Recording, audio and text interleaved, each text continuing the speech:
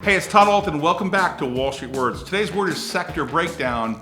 A little different than sector that we did before. Sector breakdown, you should think about when you put money into a mutual fund. A lot of times mutual funds that are broad and diverse will be invested in lots of different sectors. So you may think you're diversifying by investing in, say, this mutual fund. These sector breakdowns are important. You can find them in the prospectus, the information a mutual fund or an investment firm will provide you. You should pay attention to that breakdown to know if you don't want to be in a particular area. Now I'm going to give you a side note about sector breakdown. When I was running investment portfolios many years ago, I used to have investors tell me I don't want to be in the tobacco sector.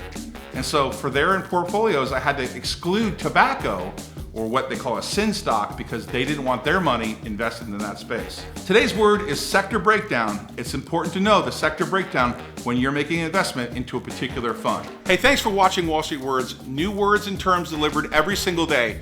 Please subscribe, push the bell.